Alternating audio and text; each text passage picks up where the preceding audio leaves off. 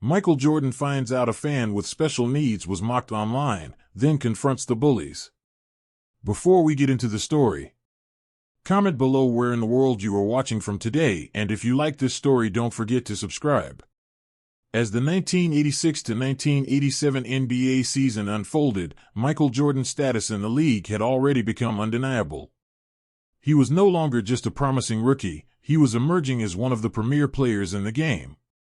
The Chicago Bulls had already seen his individual brilliance, but as a team, they were still a work in progress. Jordan had been carrying the team on his back, putting up spectacular numbers, but it was clear that winning championships required more than just one star. Despite this, Jordan's performance continued to shock the basketball world. The 1986 to 1987 season would become the year where he truly defined himself as the NBA's most explosive scorer. He averaged 37.1 points per game, the highest in the league, a number that would become the hallmark of his scoring ability for years to come. Jordan was more than just a player who could score at will, he was a force of nature on the court. He had perfected the art of scoring in every way imaginable, from mid-range jumpers to driving dunks, to his patented fadeaway shot. His athleticism and quickness made him nearly impossible to guard, and his understanding of the game made him one of the smartest players on the floor. But even as Jordan put up remarkable individual numbers, the Chicago Bulls were still trying to find success as a team. Their record that year was a respectable 40-42, but it wasn't enough to get them out of the first round of the playoffs. Despite Jordan's heroics, the team lacked the depth and cohesion to truly compete at the highest level. The pieces around him were good, but not great, and the lack of a reliable second scorer often left Jordan to shoulder the offensive load for the entire team. But for Jordan, the frustration was not with the lack of success. He knew the only way forward was through improvement, both for himself and his teammates. This season also marked a turning point in Jordan's career, as he began to realize that his scoring dominance alone wouldn't be enough to secure a championship. He needed to evolve his game.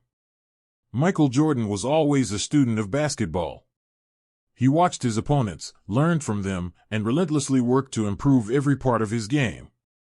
His passion for the sport and his drive to be the best pushed him to not only refine his scoring but also his passing and his defense.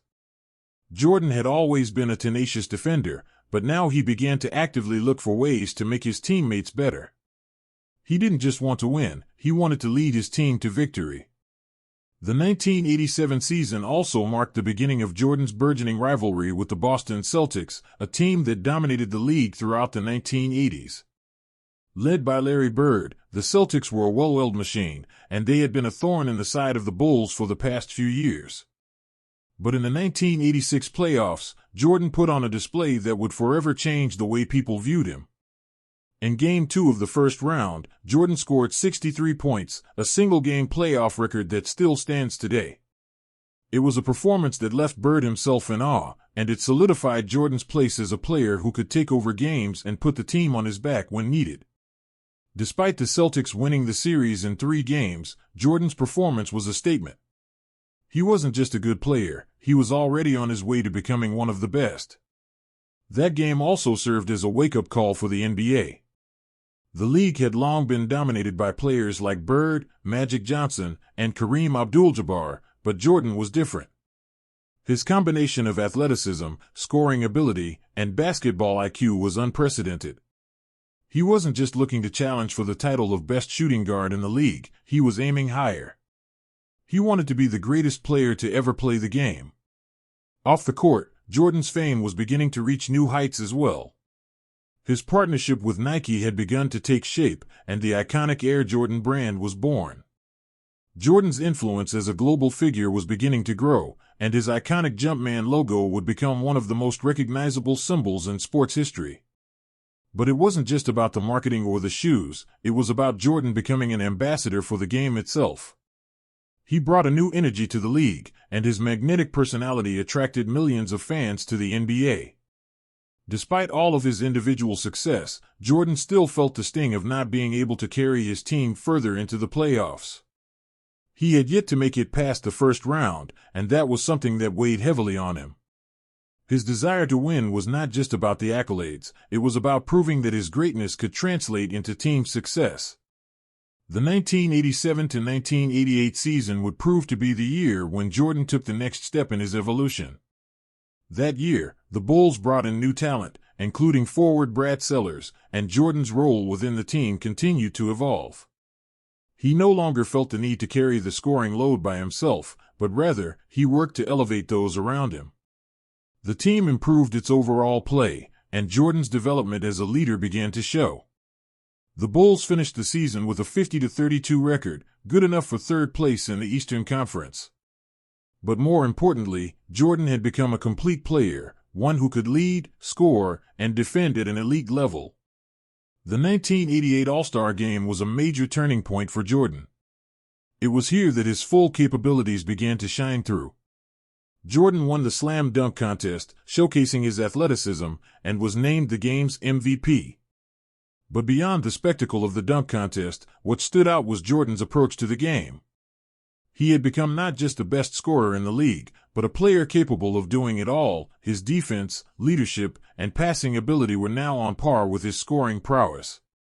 By the time the playoffs arrived in 1988, the Bulls had finally made it past the first round, defeating the Cleveland Cavaliers in an epic 5-game series. This was Jordan's first real playoff success, and it came with a signature moment, the iconic The Shot. In the closing moments of Game 5, with the Bulls trailing by 1, Jordan drove to the basket, made a move, and hit a jump shot over Craig Ello to win the game. It was a moment that would define Jordan's legacy and solidify his place as one of the league's most clutch players. But despite the high of winning that series, the next round would prove to be a different story. The Bulls faced the Detroit Pistons, who were coming into their own as one of the toughest teams in the league. The Pistons, led by Isaiah Thomas, Bill Laimbeer, and Dennis Rodman, were a physical, defensive-oriented team.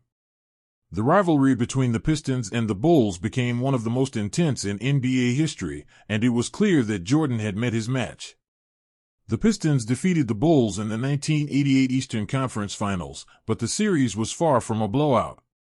Jordan had become the focal point of the Bulls' attack, but it was evident that he would need more help if he was going to get past the Pistons.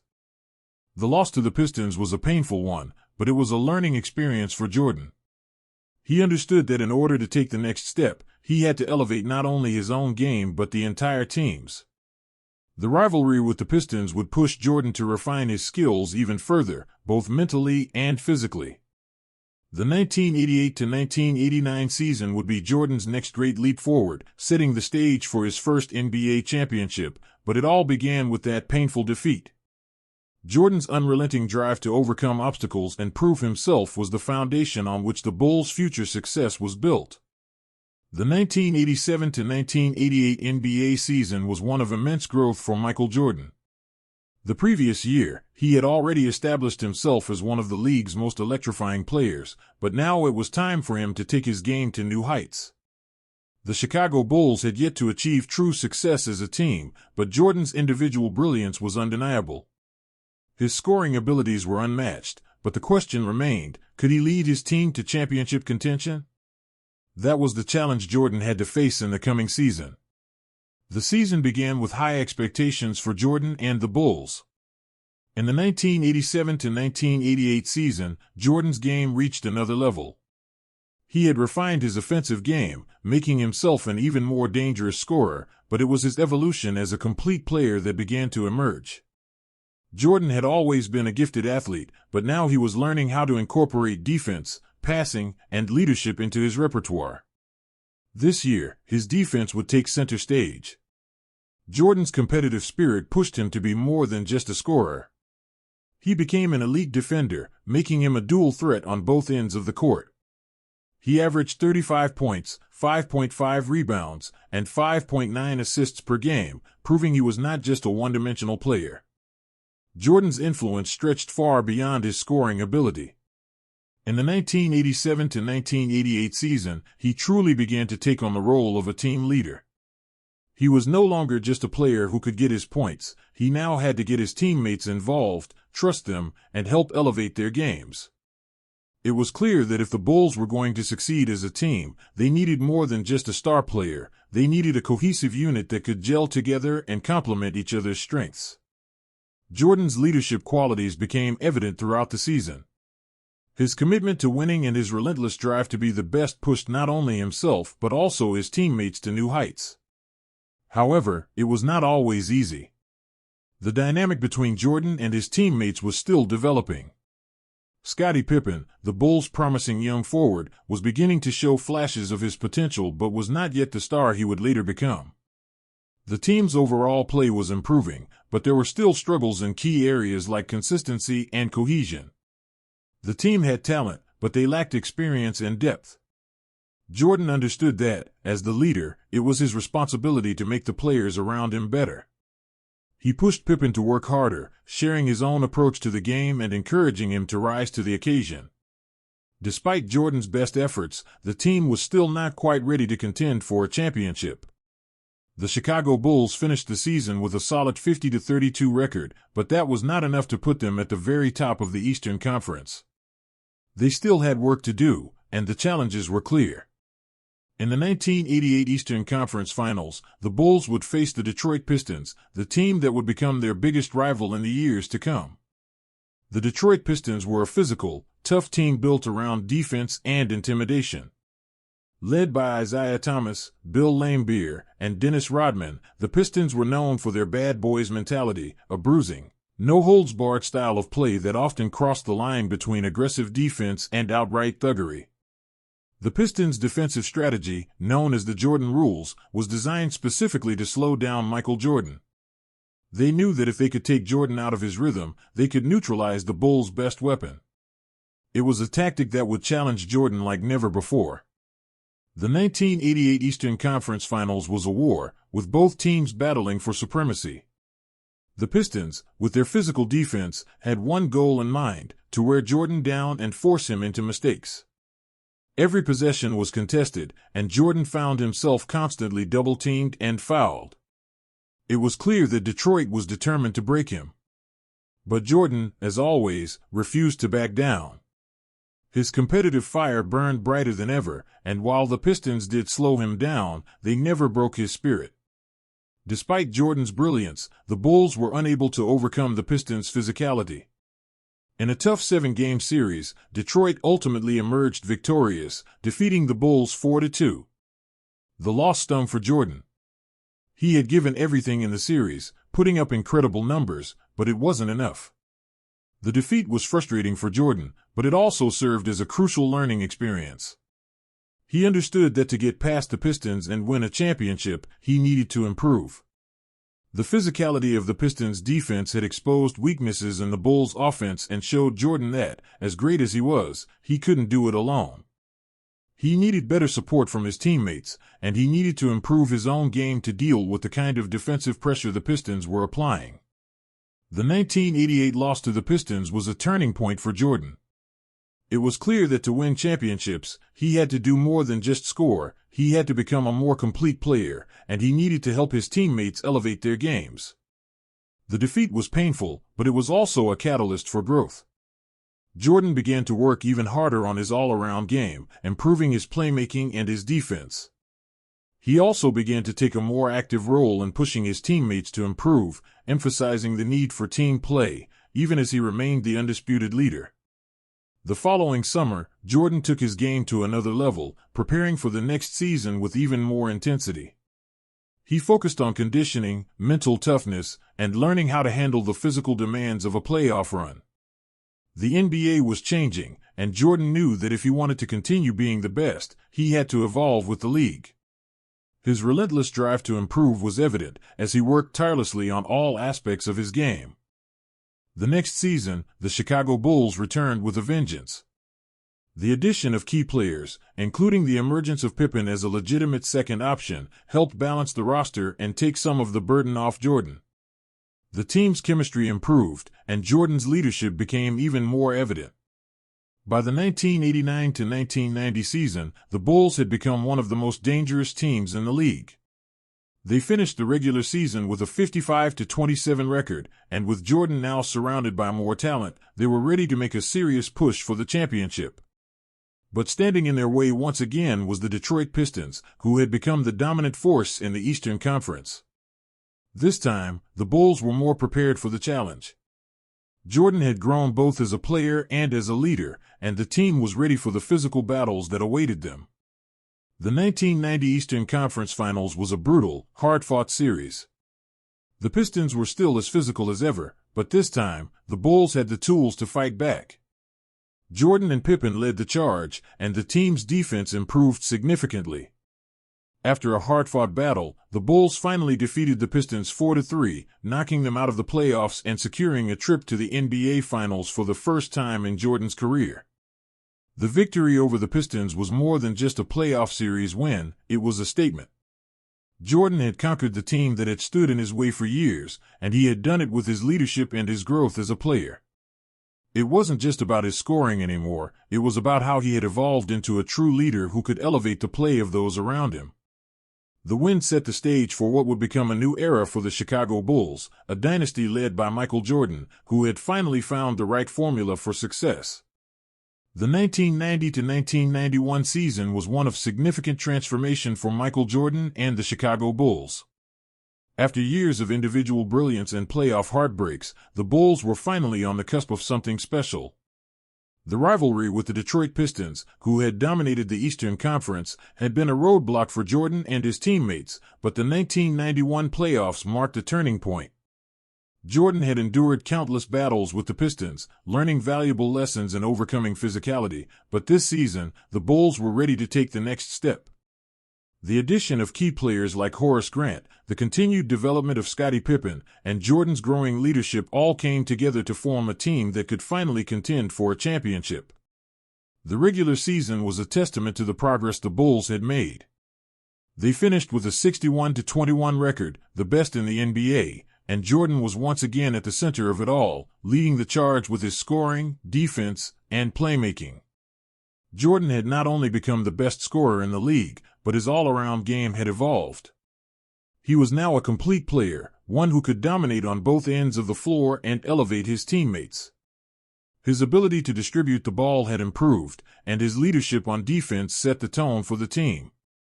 The Bulls were no longer just Michael Jordan's team, they were a team with depth and talent that could compete with the best. The road to the NBA Finals, however, was far from easy. The first test came in the first round of the playoffs, where the Bulls faced the defending champion Detroit Pistons. The Pistons had become known for their physical, often brutal style of play, and they had successfully used it to frustrate Jordan in previous years. The Bulls had fallen short in each of the last two seasons, but this time, the dynamics had changed. The Pistons, though still tough, were now facing a Bulls team that had learned from past mistakes and was ready to take on the challenge. The series was hard-fought and emotional. Detroit was still a dangerous team, and their physical defense was as aggressive as ever. But this time, the Bulls didn't back down. Jordan, Pippen, and the rest of the team had grown stronger, and their ability to weather the physical storm was evident. Game 4, in particular, was a defining moment in the series. With the Bulls trailing 2-1, they faced an uphill battle. But Jordan stepped up with a performance that would go down in history. His 46-point explosion in Game 4 was a message to the Pistons that the Bulls had arrived. The Pistons, still used to dominating the Bulls, were now being tested by a new breed of competitor. The defining moment came in Game 5 when the Bulls clinched the series. Jordan, despite facing relentless pressure from the Pistons' defense, was able to lead his team to a 115-94 victory, securing a 4-0 sweep. The celebration was not just for the victory, it was for the Bulls' realization that they had finally broken through. The Pistons, once the barrier to the finals, were now behind them. Jordan had faced their physicality, endured their taunts, and come out victorious. The victory over the Pistons was a sign that the Bulls were ready for the next stage, the NBA Finals. As the Bulls moved into the finals, they faced a new challenge, the Los Angeles Lakers, led by Magic Johnson. The Lakers were a seasoned team with a championship pedigree, and they were favorites to win the series. Magic Johnson, one of the greatest point guards in history, was the centerpiece of the Lakers' offense, and they were deep, experienced, and well-coached. The Lakers had dominated the 1980s, winning 5 championships, and were looking to reclaim their spot atop the NBA. The Bulls, however, were not intimidated. They had Jordan, and with him, anything was possible. The first two games of the finals were played in Los Angeles, and the Lakers took Game 1. Despite Jordan's 36 points, the Bulls were unable to overcome the Lakers' experience and the playmaking of Magic Johnson. The Lakers had been there before, and they used their poise to hold off the Bulls in a tightly contested game. But Game 2 was a different story. The Bulls came out with a renewed sense of confidence, and Jordan led the charge with 33 points, 8 assists, and 7 rebounds. The Bulls stole home court advantage, winning 107-86, and the series was now tied 1-1. Game 3 saw the Bulls return to Chicago, and it became a pivotal moment in the series. The Lakers, despite their experience, couldn't keep up with the intensity of the Bulls. Jordan was playing at an MVP level, and the team had embraced his leadership. Chicago won Game 3, and the momentum had shifted in their favor. Jordan's scoring, combined with the strong play of Pippen and the defense of the team, made the difference. The Lakers, despite having Magic Johnson and Kareem Abdul-Jabbar, were unable to stop the wave of energy that the Bulls were riding. Game 4 would become one of the most iconic games of Jordan's career. With the series tied at 2-2, the game was a battle for control. Jordan, as he had done all season, rose to the occasion. He scored 28 points and dished out 8 assists, but what stood out was his ability to control the tempo of the game. He was no longer just a scorer, he was a leader, orchestrating the offense and making plays for his teammates. The Bulls won 97-85, and now they were one win away from their first championship. Jordan, who had been known for his scoring, was now showing that he could lead in every aspect of the game. Game 5 was a culmination of everything Jordan had worked for. The Bulls were now on the verge of history. With the series on the line, Jordan led the Bulls to a 108-101 victory in Los Angeles. The Bulls had done the unthinkable. They had defeated the Lakers and won their first NBA championship. Jordan's performance in the series was legendary, and he was named Finals MVP for the first time in his career. The world had witnessed Jordan's greatness, and the basketball world would never be the same. The victory was not just about the championship, it was about everything Jordan had gone through to get there. It was about overcoming the physical toll of years of fighting in the postseason, about proving that his individual brilliance could translate into team success. The Chicago Bulls had been built around Jordan's vision, but this championship was a reflection of the entire team's growth. Pippen had become a legitimate star in his own right, and the supporting cast had proven their worth. The victory was the culmination of years of hard work, struggles, and setbacks, and for Jordan, it marked the beginning of his dynasty. The 1991 NBA championship was the first of many for Michael Jordan and the Chicago Bulls. It was the moment when Jordan's greatness transcended individual accolades and turned into team success. Jordan had done it, he had led the Bulls to the top of the NBA, and there was no turning back. The 1991 Finals, with Jordan at the forefront, marked the start of a dynasty that would rule the NBA for years to come. The victory was not just for Jordan, it was for the entire city of Chicago, who had witnessed greatness rise from years of frustration. Jordan had not only fulfilled his promise to be the best, but he had also delivered a championship to a city that had long waited for this moment.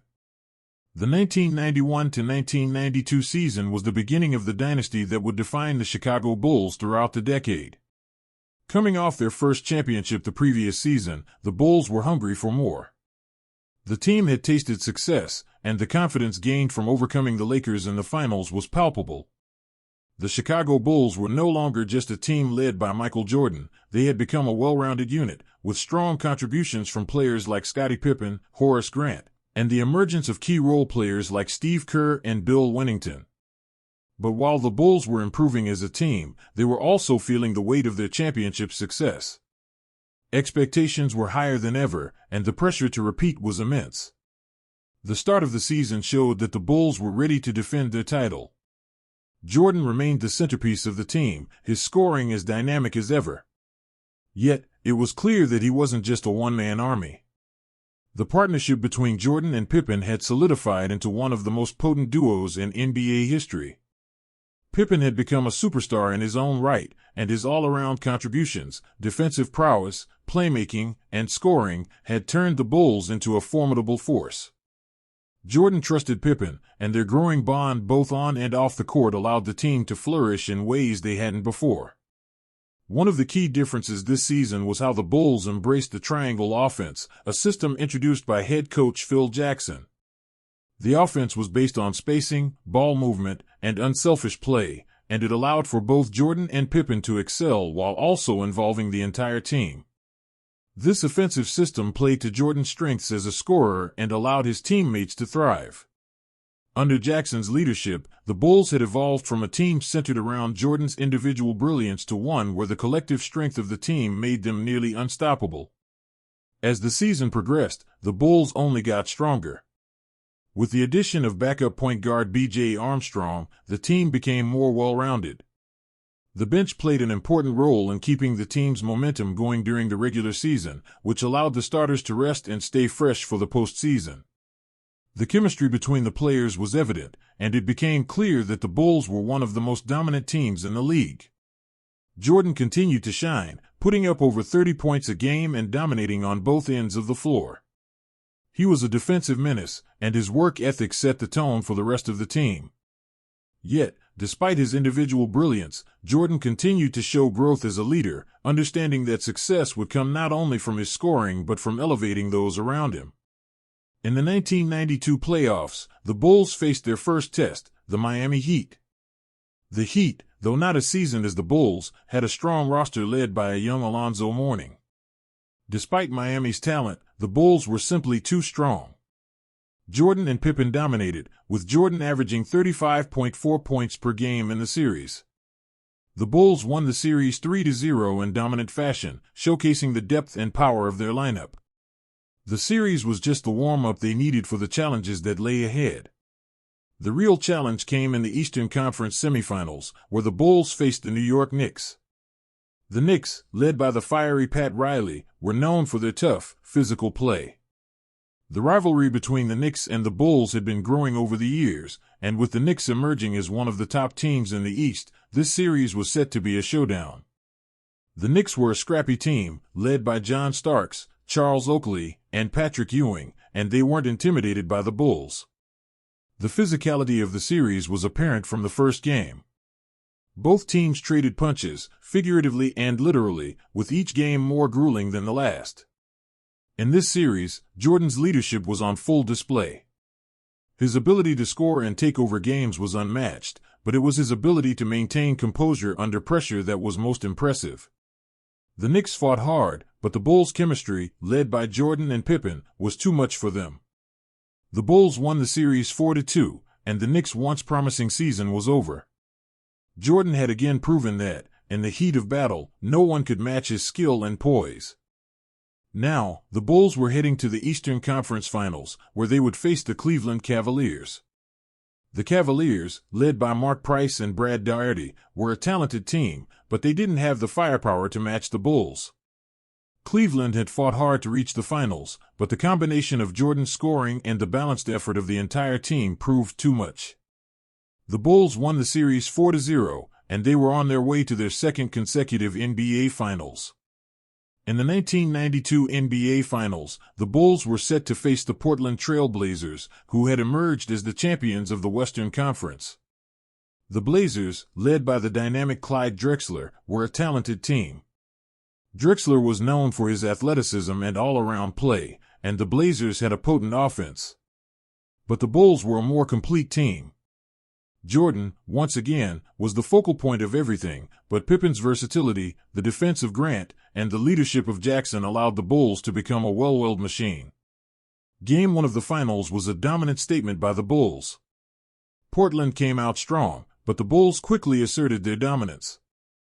Jordan scored 39 points in Game 1, hitting crucial shots and setting the tone for the rest of the series. But it was more than just his scoring. Jordan was also a playmaker, setting up his teammates for easy baskets and getting others involved. His unselfish play was evident, and it helped the Bulls maintain a balanced defensive attack. The Blazers were simply overmatched, and despite the efforts of Drexler and his teammates, they couldn't contain the Bulls' offense. Game 2 saw the Bulls extend their lead in the series. Jordan's performance was again spectacular, but what stood out was his ability to adapt to the challenges that Portland presented. Drexler, who had been known for his incredible athleticism, was forced into difficult situations as Jordan's defense became more suffocating. With Jordan's defensive play, the Bulls were able to turn defense into offense, putting the Blazers on their heels.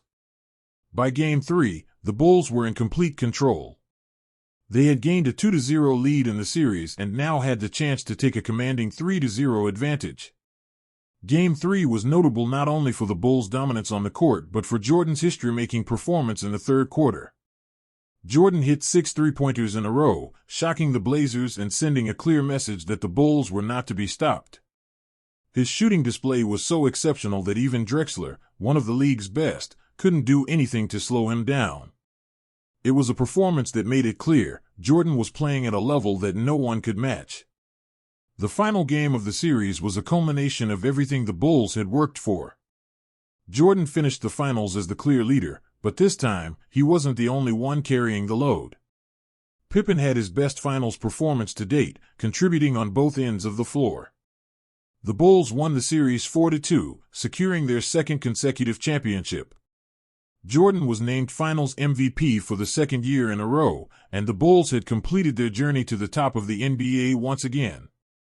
The victory in 1992 marked the beginning of something extraordinary for Michael Jordan and the Chicago Bulls.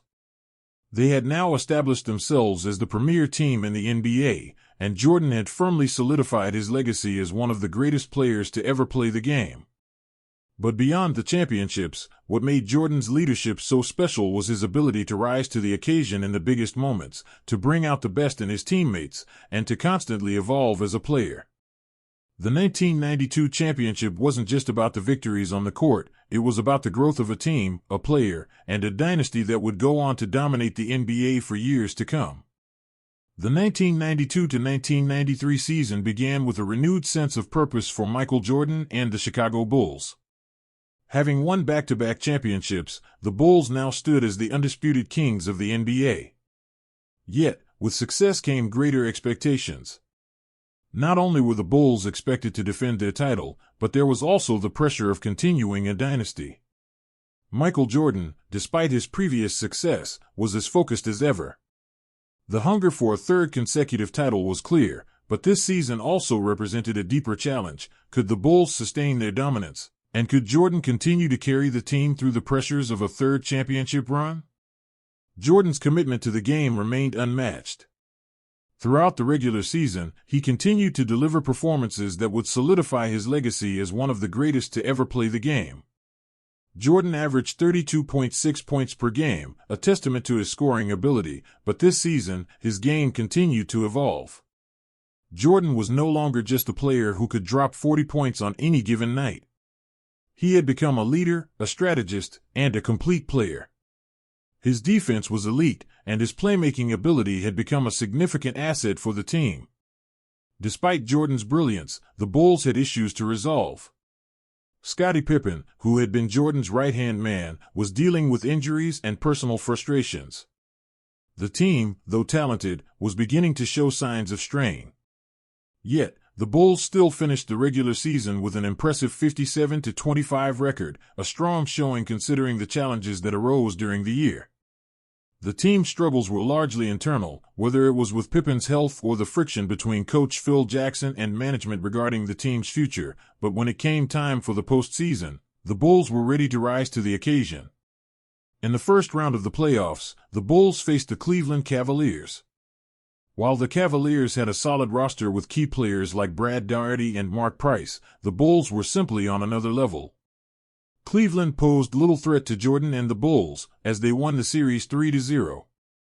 Despite the ease with which the Bulls advanced, the victories only added to the mounting pressure they would face in the later rounds. The team knew that as dominant as they were, the true test was yet to come. The Eastern Conference semifinals saw the Bulls meet the New York Knicks. New York was no stranger to physical play, and their gritty, hard-nosed defense was the perfect challenge for the Bulls. The Knicks, led by coach Pat Riley, had built their reputation around toughness. Players like Charles Oakley, John Starks, and the indomitable Patrick Ewing made them a formidable foe. The series was a grueling one, filled with tough, contested games that showed the Bulls just how much further they had to go. It wasn't just about Jordan's scoring, it was about how the entire team would respond to the physical challenge. The Knicks pushed the Bulls to their limits, but Jordan, as always, led the charge. His individual brilliance, combined with the playmaking of Pippen and the defensive contributions of Horace Grant and the bench, proved too much for New York. The series stretched to 5 games, but the Bulls prevailed, winning 4-1. Jordan averaged 31.5 points per game in the series, showing once again that when the pressure mounted, he was the one to answer the call. The win was significant not only because it was another step toward the finals, but it also reaffirmed that the Bulls were capable of handling the physical challenges that came with a repeat title. With their victory over the Knicks, the Bulls moved on to the Eastern Conference Finals, where they would face the team that had long been a rival, the Detroit Pistons. The Pistons, despite being dethroned by the Bulls the previous year, were still a talented and dangerous team. They had the toughness, the experience, and the will to win. Isaiah Thomas, Joe Dumars, and Dennis Rodman were still at the core of the team, and Detroit wasn't ready to give up its grip on the Eastern Conference. For Jordan, the stakes were high. His performance the year before had been a breakthrough, but beating the Pistons for a second time would solidify the Bulls as the true force in the East. The rivalry between the Bulls and Pistons had reached a boiling point. The Pistons were known for their physicality, but this time, Jordan was different. He had grown as a player, adding strength and resilience. The Bulls' game had evolved from a reliance on Jordan's scoring to a more balanced defensive attack, and Jordan had become more than just the league's best scorer, he had become a true leader. He was the focal point of the team, but he had learned how to make his teammates better. The Pistons couldn't simply focus on Jordan anymore. They had to contend with Pippen, Grant, and the rest of the squad. The 1993 Eastern Conference Finals were intense and hard-fought, but the Pistons no longer had the upper hand. In Game 1, the Bulls showed that they were ready to take the next step. Jordan's 33-point performance, combined with Pippen's all-around contributions, led the Bulls to a victory. The Pistons fought hard, but it was clear that the tide had turned. The Bulls were the superior team, and they weren't going to let anything stand in their way. The series was a battle of wills, but the Bulls ultimately triumphed in a decisive 4-0 sweep. Jordan's play in the series was nothing short of spectacular, but it was his ability to raise the level of play for his teammates that stood out. Pippen's growth as a player was especially evident in this series, as he began to embrace his role as the second star of the team. Pippen's defense and versatility complemented Jordan's scoring, and the two formed one of the most dynamic duos in NBA history. The victory over the Pistons was cathartic for Jordan and the Bulls. It wasn't just about the win, it was about the way they had asserted themselves as the dominant team in the Eastern Conference. For years, the Pistons had been the roadblock to the finals, and now, the Bulls had moved past them with ease. Jordan's leadership and his ability to remain calm under pressure had brought the team to the cusp of something even greater. With the Pistons out of the way, the Bulls' path to the finals was clear. They would face the Western Conference champions, the Phoenix Suns, who had been led by the MVP of the season, Charles Barkley. The Suns were a talented team, and Barkley's aggressive play had made them a dangerous opponent. However, this series would be about more than just individual talent. The Bulls, with their balanced team play, were ready for the challenge. The Suns might have had the MVP, but the Bulls had Michael Jordan, and when the finals began, it quickly became clear that Jordan was on another level. The finals against the Suns was an epic showdown. Phoenix was determined to challenge the Bulls, and they did just that. Game 1 was a back-and-forth affair, but Jordan's clutch play down the stretch helped the Bulls steal the win. In Game 2, Jordan poured in 42 points to give the Bulls a commanding lead in the series. As the series progressed, it became evident that the Bulls were simply too much for the Suns to handle. Barkley, despite his best efforts, could not match the sheer will and skill of Jordan.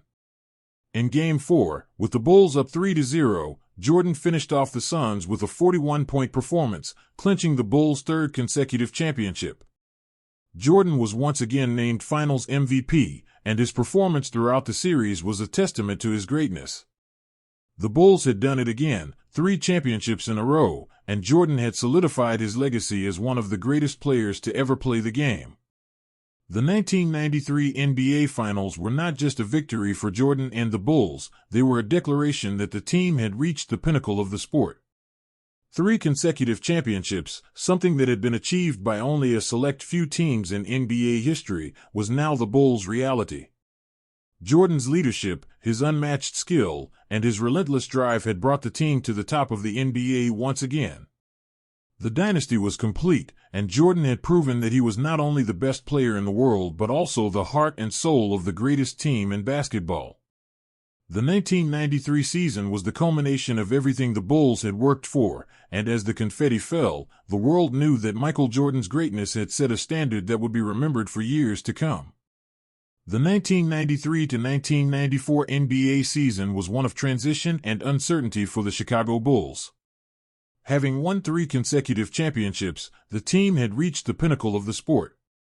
But with the conclusion of the 1993 season came not only the end of a dynasty, but also a pivotal moment in Michael Jordan's career. After leading the Bulls to 3 straight titles and reaching the peak of basketball greatness, Jordan shocked the sports world by announcing his retirement. The loss of Jordan left a massive void for the Bulls, and the basketball landscape was forced to adjust to life without the game's most dominant player. For the first time in years, the NBA seemed to be without its focal point. Jordan's absence was more than just the loss of a star player, it was a loss of identity for the Chicago Bulls. Jordan had been the engine driving their success, and without him, the team had to figure out how to function. The Bulls were not just missing a scorer, they were missing a leader, a competitor, and the driving force behind their dynasty. Scottie Pippen, who had been Jordan's right-hand man for the last 3 years, found himself in the position of being the team's leader. Pippen had always been a tremendous player in his own right, but with Jordan gone, he was forced to assume a larger role. The pressure on Pippen was immense, and he had to carry the weight of a team that was suddenly without its most iconic figure. The season began with uncertainty about how the Bulls would perform without their star player, but what followed was a testament to the team's resilience. Pippen proved to be more than capable of stepping into a leadership role. He led the Bulls to a 55-27 record, an impressive feat considering the absence of Jordan. Pippen was named to the All-Star team for the first time in his career and became a focal point of the offense. His all-around game, his scoring, passing, and defensive abilities, came to the forefront. While Pippen was never Jordan, he did his best to emulate his leader's tenacity and drive. He averaged 22 points, 8.7 rebounds, and 5.6 assists per game, a well-rounded stat line that showed his growth as a player. However, even with Pippen's elevated play, the absence of Jordan was palpable. The Bulls had some success, but they weren't the same team they had been with Jordan on the floor. The team was still strong, with key contributors like Horace Grant, B.J. Armstrong, and Tony Kukoc. Yet, there was no denying the fact that Jordan's presence in the locker room, on the floor, and in the clutch moments had been the glue that held the team together. Jordan had been the constant, the player who could carry the team when things got tough. Without him, the Bulls had to rely on each other in ways they hadn't before. Despite the challenges, the Bulls made it to the Eastern Conference semifinals, where they faced the New York Knicks. The Knicks, led by the always tough Patrick Ewing and the relentless defense of John Starks, were a formidable opponent. The series was a back-and-forth battle, with both teams trying to find an edge. The absence of Jordan was especially evident in Game 5, when the Knicks came out on top to eliminate the Bulls from the playoffs. It was a bitter pill to swallow, but it marked a turning point for Pippen. As the season ended, it was clear that he had stepped up in a way that no one had expected. Despite the loss, Pippen had shown that he was capable of leading a team on his own, something that would prove to be crucial as he continued his career.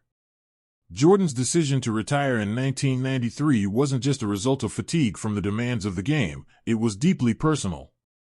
The sudden and tragic death of his father, James Jordan Sr., had left a hole in his life that nothing could fill. His father had been a constant source of support, attending every game and being his biggest fan. His death shattered Jordan, and the desire to step away from the game came as much from a need to heal as it did from a desire for something new. With baseball being his father's dream for him, Jordan pursued that dream in 1994. He signed with the Chicago White Sox and played for their minor league affiliate, the Birmingham Barons. The transition was difficult. Jordan wasn't a natural at baseball, and his skills were far from what they had been on the basketball court. However, he gave it his all, determined to succeed. His baseball journey, although far less successful than his basketball career, showcased his relentless pursuit of excellence and his willingness to push himself in new ways. Despite the fact that Jordan would never become a Major League Baseball player, his time away from basketball allowed him to process his grief and rediscover his love for the game. Jordan's absence was felt across the league. While the NBA adjusted to life without its brightest star, the competition in the league did not let up. New stars were rising, and the landscape of the NBA was changing. The New York Knicks, led by Pat Riley, emerged as one of the top teams in the Eastern Conference. The Houston Rockets, with Hakeem Olajuwon and Clyde Drexler, were also formidable, claiming the NBA championship in 1994. The league was evolving, but without Jordan, it lacked the one player who had transcended the game and captured the attention of fans worldwide. During his time away, Jordan was not just playing baseball. He was also reflecting on his basketball career and the impact it had on his life. He began to realize that he wasn't finished with the game. As much as he had accomplished, there was still something missing. The competitive fire that had driven him to greatness hadn't been extinguished, it had merely been dormant. In March 1995, Jordan made the announcement that would send shockwaves through the basketball world: he was returning to the NBA. The basketball community was ecstatic, and the league was buzzing with anticipation. The Chicago Bulls, a team that had experienced success without Jordan, now had their leader back. While it wasn't immediately clear if Jordan could return to his former greatness after spending over a year away from the game, everyone knew one thing: when Michael Jordan stepped on the court, he would do so with the same determination and drive that had made him a legend. Jordan's return to the NBA was nothing short of spectacular. The team was clearly excited to have him back, but there were challenges to overcome. The dynamics had changed, and the league had evolved. Yet, Jordan's competitive spirit was as strong as ever. He immediately made an impact, helping the Bulls to finish the regular season with a 13-4 record since his return. Jordan's individual play was still at an elite level, and he quickly regained his scoring form, averaging 26.9 points per game in the regular season. The postseason would be the ultimate test of Jordan's ability to return to greatness. The Bulls faced the Charlotte Hornets in the first round of the playoffs. Despite Jordan's return, the Bulls still struggled to find their rhythm, and the Hornets pushed them to a hard-fought 6-game series. But Jordan's leadership and determination saw the Bulls through, and they advanced to the Eastern Conference semifinals, where they would face the upstart Orlando Magic. The 1995 playoffs would be remembered for Jordan's resurgence, but it was also a sign of things to come. Jordan's return wasn't just about his own personal success, it was about his impact on the team, his ability to elevate his teammates, and his determination to prove that he was still the best player in the world. The 1995 season, though marked by Jordan's return, was the beginning of another chapter in his storied career, a chapter that would ultimately lead to more championships, more accolades, and more legendary performances. As the season ended, the basketball world knew that Michael Jordan's return was only the beginning. The 1995-1996 NBA season marked the true return of Michael Jordan. After his brief stint away from the game, many wondered whether he could recapture the magic that had led him to 3 championships in a row with the Chicago Bulls. But Jordan's return, though met with questions, quickly silenced any doubts. He came back with a vengeance, and the team followed suit. Under his leadership, the Bulls became the most dominant force in the NBA once again. Jordan had not missed a beat since his return in March 1995. The off-the-court distractions were left behind, and his focus was purely on winning. After a year and a half away, Jordan showed that he still had the competitive edge, the scoring ability, and the leadership skills that had made him the best player in the league.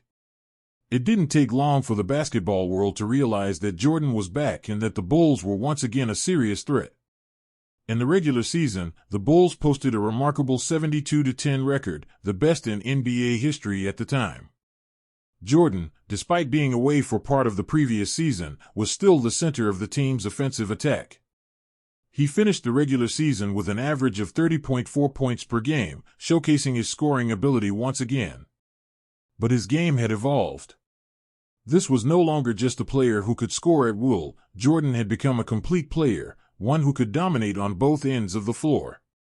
His defense had always been elite, but now he was making even more of an impact as a facilitator.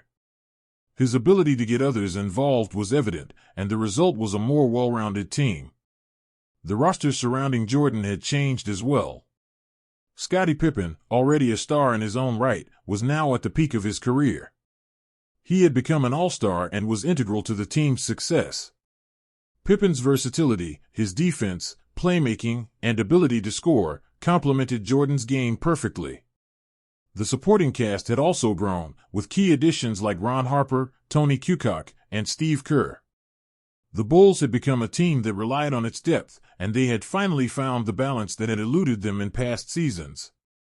Jordan was still the leader, but this time, he didn't have to carry the entire burden on his own. The team's success during the regular season was not a fluke. In the playoffs, they continued to dominate, dispatching opponents with relative ease. The first round was a sweep against the Miami Heat, and the Bulls made quick work of them, winning 3-0. It wasn't just about Jordan. The team played with intensity, efficiency, and cohesion. In every game, Jordan demonstrated his leadership, but his ability to elevate the play of his teammates was becoming more and more apparent. The Bulls' championship aspirations were starting to look like a reality. The second round of the playoffs, however, brought tougher competition. The Bulls faced the New York Knicks, who were tough, gritty, and well-coached under Pat Riley. The Knicks had always been a thorn in the side of the Bulls, but this time, the dynamics had changed. New York had no answer for Jordan. Even though the Knicks were known for their defense and physicality, Jordan's ability to rise above the pressure proved too much for them. He delivered in every game, and with Pippen's all-around play, the Bulls won the series 4-1, securing their place in the Eastern Conference Finals. The Eastern Conference Finals saw the Bulls face the Orlando Magic, led by Shaquille O'Neal and Penny Hardaway. The Magic were a rising force in the Eastern Conference, and many saw them as a serious challenge to the Bulls' quest for a fourth title. However, Jordan, once again, showed why he was still the best in the league. He dominated the series, scoring at will and controlling the game in every possible way. The Bulls made short work of the Magic, sweeping them 4-0, and advancing to the NBA Finals for the first time since Jordan's return. The 1996 NBA Finals pitted the Bulls against the Seattle Supersonics, a talented team led by Gary Payton and Shawn Kemp. The Supersonics were a formidable defensive team and had earned their place in the finals with a solid regular season and a strong playoff run. However, Jordan and the Bulls were on another level. The series was expected to be competitive, but from the outset, the Bulls took control. Jordan's brilliance was on full display as he led the charge in every game, and Pippen's contributions made the difference. In Game 6, the Bulls clinched their fourth championship, and Jordan was named Finals MVP for the fourth time in his career. The 1996 championship was not just another title, it was a declaration that the Bulls were back and that Michael Jordan had returned to the top of the game. The victory solidified the Bulls' place in history and marked the beginning of another dynasty. Jordan's performance in the finals was a reminder that, despite his brief retirement, he was still the most dominant player in the world. He averaged 27.3 points per game during the series, but it wasn't just his scoring, it was his ability to lead, to elevate the play of his teammates, and to control the game that made him the finals MVP. But beyond the basketball accolades, the 1996 championship was about more than just the win, it was about Jordan's personal journey. He had faced adversity, both on and off the court, and had come out the other side even stronger.